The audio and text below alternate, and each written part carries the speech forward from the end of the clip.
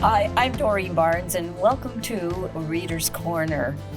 To write a book, especially a children's book, it's not easy. And to write a children's book about the brain to ensure that they're going to be engaged is not easy. But author Jenny Mouse has found a way, and she has written a series of books about the brain. And actually, I just love these, Jenny. And as far as I'm concerned, they should be in every child's library because it's teaching, they're learning, and they're having fun. I had fun reading them. I did. Welcome to the program. And congratulations, because I don't know what formula you're using, but it is definitely working on these, that's for sure. So why? Why did you write these books? Okay, first of all, I just wanted to say thanks so much for having me. I'm super happy to be here.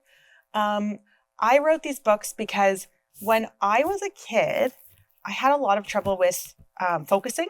Mm-hmm. I was the daydreamer in the classroom that didn't really pay attention to the teacher, but got away with it because I wasn't bothering anyone. Okay. And I was smart, so I could figure things out on my own. Yes. But it led to me doing a lot of extra schoolwork at home. Mm-hmm. I remember one time going home and telling my mom the teacher had told me it's only take us half an hour to do our homework.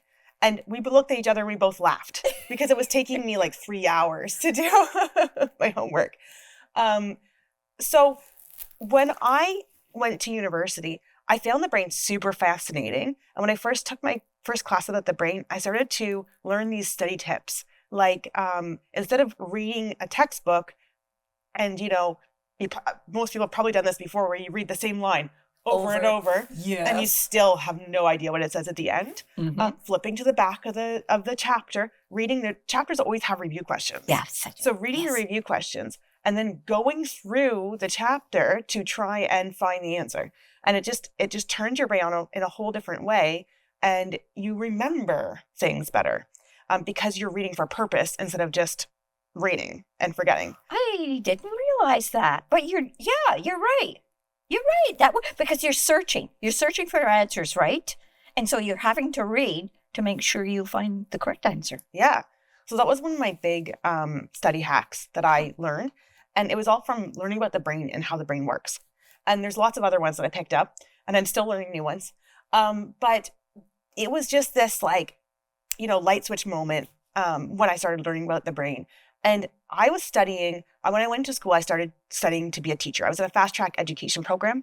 I did switch out of that and kind of ended up in an education or a teaching adjacent education field. Okay. Found my way kind of there anyways. Uh-huh. But I always had planned to work with kids. And it just was a no-brainer to me. A no-brainer. Thanks, a little pun intended.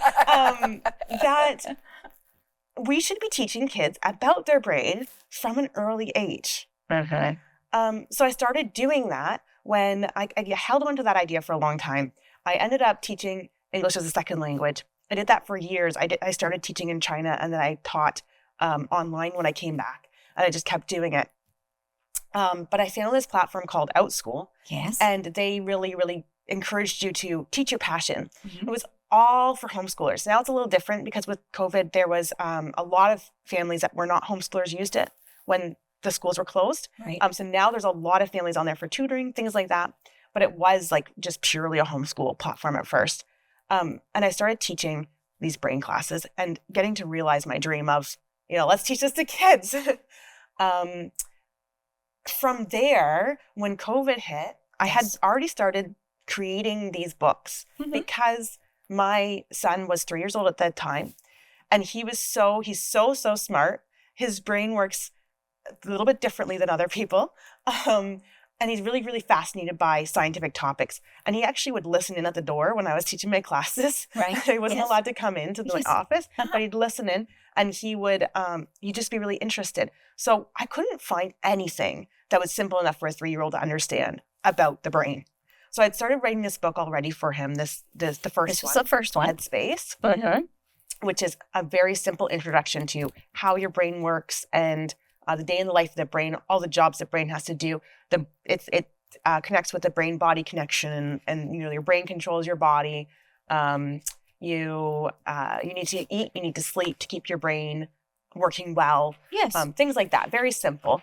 So I started writing that. And then when COVID happened, I'd already, started sketching to self-illustrate for my kids, and I wasn't planning to publish. I was just planning to do something for them. But then I saw like my online classes, the kids were struggling. They were, stressed. And Yes. and I went, and they're missing school, and parents were worried about the school they're missing. And I'm going, the brain is so flexible, you guys. It's so flexible. And your brains are super plastic. You're going to be okay. We're going to get through this. But I realized that I needed to reach a wider audience than I was reaching, in my online classes and with my own kids. And so that's what the book was for, is to have something I could package up and I could, bring to schools, and I could, get into the children's like personal libraries, and get into like, libraries around the community. And I started to write each of my lessons into a book.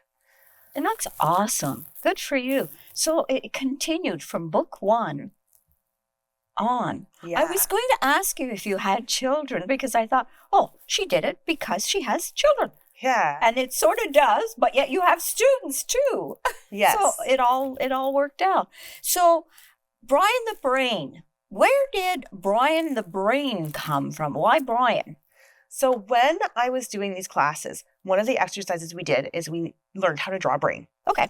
And I always told the kids to give your brain a name.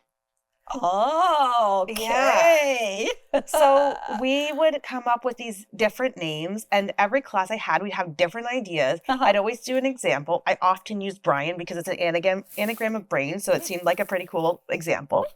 And we got everything from like Mr. Brainy to Smarty Pants to Smarta, which actually appears in the 3rd book. Yes. Was one of them too.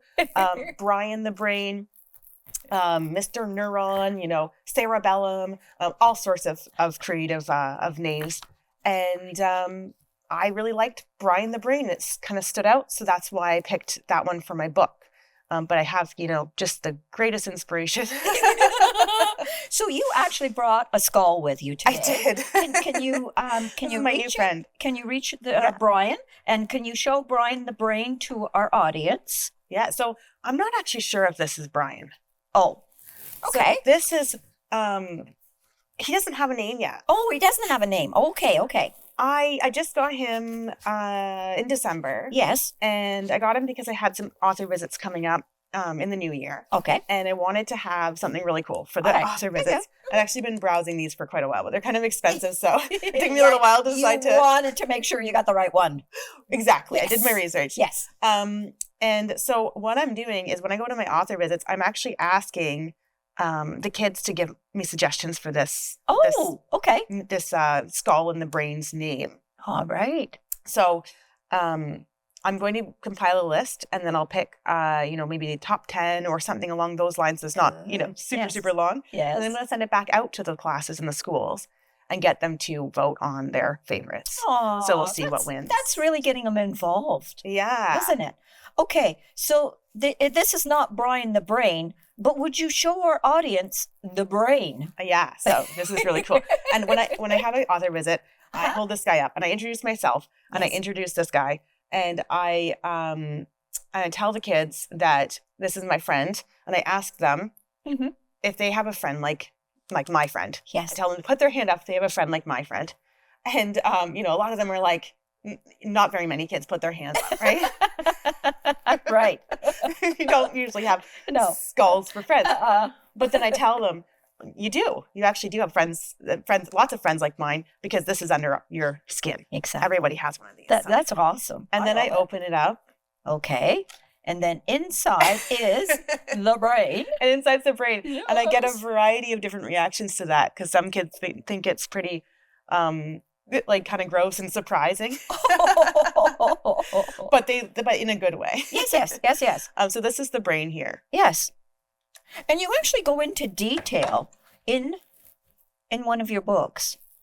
And I think this is the one, the trip around the brain. Yes. So if you wouldn't mind, give us a little example as to what is in the book and how you've explained to children what this all is. Yeah. So the Brain Mind Trip is a trip to all the different parts of the brain and what they do.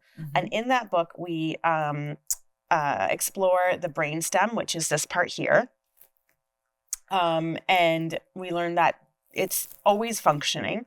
Even if you fall asleep, it's still working because it's the part that controls your automatic functions, like your lungs, your heartbeat. So if that stops working, we're in trouble. Yes. We need that part of the brain. Right. So we learn about that.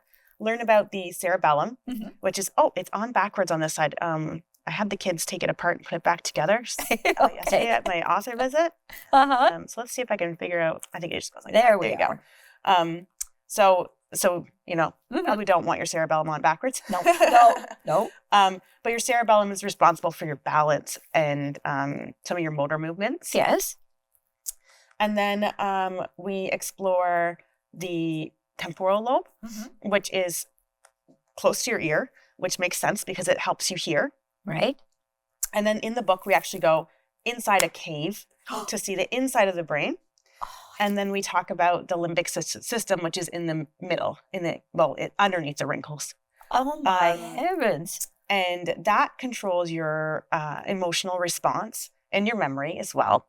And I like to have the kids all hold their hand up like this. Right. And put their thumb in. And I tell them that's kind of like your limbic system, which is the emotional response part of your brain. And then have them fold their fingers on top. All right. Tell them that's kind of like the wrinkly outside layer of your brain. Because these two parts work together. When you are stressed, yes, it's your limbic system's job to get you safe to safety. When you are thinking, it's your prefrontal cortex, the very front of your brain's job to think and problem solve. So this one is like, oh no, a tiger, run away, fight or flight. If you're the kids are getting overreacting to something, yes, that's what's going on. They're still developing this part of the brain, so that happens a lot with kids. But it sends a signal to the front of your brain. So the front of your brain is the decision-making center, and it will decide, do I need to panic? Or can I solve this by problem solving? Or do I need to talk it out? Or whatever. So that's always a fun demonstration. Are they asking you questions while you're doing this? I do a question and answer period at the end. Okay. I do sometimes get kids that are really like, I got a question. Yeah. I need to know now. I know. But I do save it to the end because otherwise there can be a lot of questions. Yes. And sometimes stories too, do you have a question? Oh, one time Yes. That's not a question, but I really love hearing what you have to say. Thank you so much for sharing. So we talk in the book, the limbic system explodes, and then we go into the front of the brain, and I talk about how the front of the brain, the frontal cortex, is the control center. And then we travel to the parietal lobe, which is your sensory area. So it has a body map of all the different parts of your body match up to these parts on your brain, which is kind of funny looking if you look at it, because there's like your hands are super big and some other parts that are sensitive are super big on your brain map. Yes. Compared to your body. So you got to get this funny looking human from that. And it talks about how your touching things can help you calm down. So that sensory input can actually help you calm down if you're feeling stressed out. Yeah. And then we go to the back of the brain. And I always find that a lot of the parts of the brain, the temporal lobe is by your ears, so that makes sense, right? But the back of the brain actually controls your vision, and it connects all the way underneath your brain to the front, where your eyeballs are. So it's almost seems opposite, but that's that's where it is. So that's the occipital lobe at the back. Thank you for the trip around the brain. I mean, this is so fascinating, and I can understand why the children. I got a question. I can understand that.